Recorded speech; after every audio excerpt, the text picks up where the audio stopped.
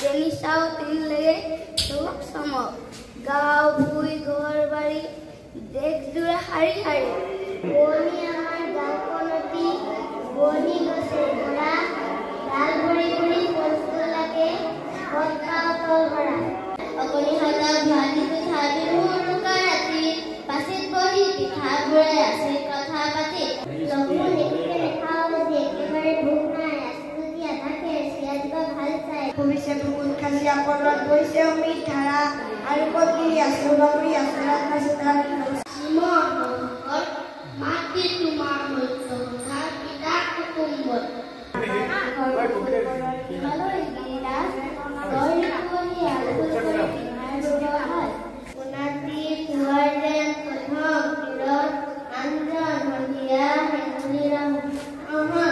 এই যে পৃথিৱীখনি সৌন্দৰ্যৰ লীলাভূমি গছে পাতে ফুলে ফুলে ৰমক জমক মাটি পানীৰে ৰূপ ল'বলৈ বিশ্ব ভুৱনে ঘূৰে ভাত আখাই কান্দে ভাষাই কান্দে প্ৰকৃতিকে বিচাৰিব লাগিব ভূক্ষৰ লগত সভ্যতাত য'ত ৰাখি ডুবি যায় প্ৰতিটোৱে বিচাৰিব লাগিব ভূকক সভ্যতাই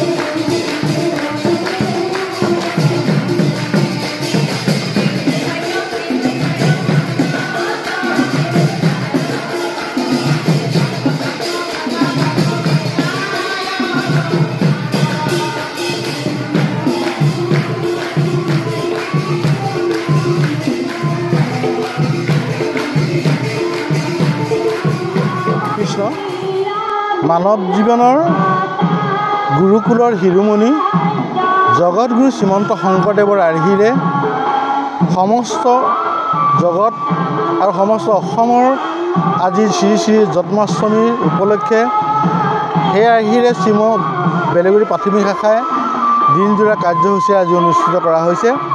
তাৰ লগতে সংগতি ৰাখি শিশু যুৱ আৰু আই মাতৃৰ সমাৰোহ অনুষ্ঠানটিও ইয়াত অনুষ্ঠিত কৰা হৈছে। যুৱসকলৰ শিশুসকলৰ আৰু আই মাতৃসকলৰ কবিতা আবৃত্তি বক্তৃতা আৰু সাংস্কৃতিক শাখাৰ দিহানামৰ প্ৰতিযোগিতাসমূহ চলি আছে। ইতিমধ্যে শ্ৰীমন্ত শংকৰদেৱ সংঘই চাৰিতৰফীয়াই এটা অনুষ্ঠান যিটো বৃহৎ অনুষ্ঠান সেইটো হয়তো সমাৰোহ কেন্দ্ৰীয় সমাৰোহ ভাগ আমাৰ হোজাই জিলা শাখাত অনুষ্ঠিত হ'ব নৱেম্বৰ মাহত আৰু কাৰ্বি আংলং জিলাৰ এই যুৱ শিশু আই মাতৃ সমাৰোহভাগী অক্টোবৰ মাহৰ 26 আৰু 27 তাৰিখে অনুষ্ঠিত কৰা হ'ব। ইয়াত বিশাল এটা অনুষ্ঠান আয়োজন কৰা হৈছে। জিলাখনৰ শিশু আই মাতৃ যুৱকসকলে আহি ইয়াত অংশগ্ৰহণ কৰিব। লগতে কেন্দ্ৰীয় সেৱা বাহিনীৰ সাধাৰণ পৰিষদ আৰু শিশু আই মাতৃ কল্যাণ সমিতিৰ সাধাৰণ পৰিষদ অনুষ্ঠিত কৰা হ'ব। এই দিনজোৰা কাৰ্যসূচীত অনুষ্ঠিত কৰা হৈছে যে এইটোৱেই কেন্দ্ৰীয় শাখাৰ পৰা যিবোৰ বাছনি কৰি দিয়া কবিতা আবৃত্তি আৰু বক্তৃতাৰ বিষয়বস্তু দিয়া হৈছে এইবোৰো ইয়াত প্ৰতিযোগিতা বিষয় কাৰ্বি আংলং জিলা শাখাৰ যুৱক যুৱতী আই মাতৃসকলে অনুষ্ঠিত কৰিব। ইতিমধ্যে বেলেগুৰি প্ৰাথমিক শাখাই আজিৰ পৰা গতানুগতিক্ৰমে আমাৰ অখৰা চলি থাকিব আৰু প্ৰশিক্ষণ দি থকা হ'ব যাতে অহা 26 আৰু 27 জিলাৰ যিখন সমাৰোহ সেই সমাৰোহত আমাৰ গৃহস্থী দল হিচাপে ইয়াত জয়যুক্ত কৰাৰ এটা আশংকা প্ৰকাশ কৰিছে। তাৰ কাৰণে হয়তো কৰ্মশালাখন আমি আজিৰ পৰা প্ৰস্তুতি লৈছোঁ। শংকৰ শ্ৰীমন্ত শংকৰ হৰি ভকতৰ জানা যেন কল্পতৰু ৰাহান্ত বিনায় নাই নাই নাই আমাৰ পৰম গুৰু শ্ৰদ্ধাৰ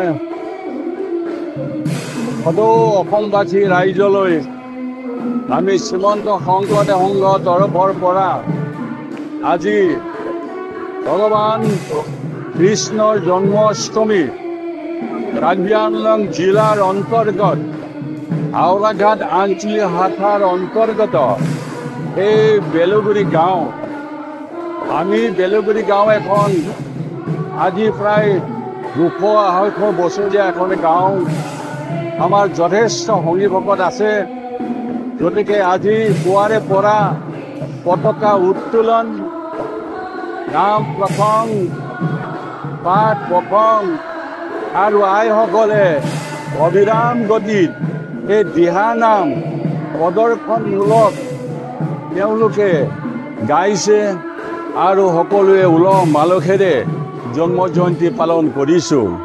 আমাৰ পৰম্পৰা ভগৱান শ্ৰীকৃষ্ণৰ এই দশম স্কন্ধ ভাগৱতৰ জন্ম সম্পৰ্কে পাঠ কৰে। তাত কেনেকৈ পাঠ কৰে? আমাৰ পুৰণিকলীয়া এটা সুৰ আছে।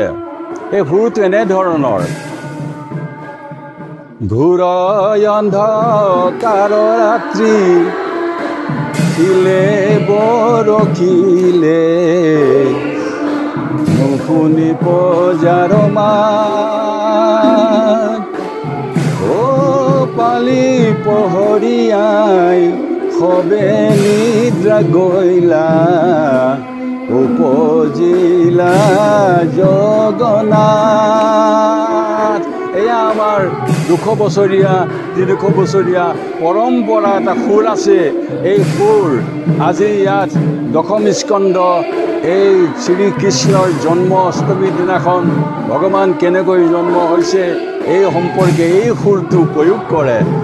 এই সুধীবৃন্দ আমি বেলগুৰি প্ৰাথমিক শাখাই আজি সঁচাকৈ বহু আনন্দৰে আমি এই উৎসৱ ভাগ পালন কৰিছোঁ।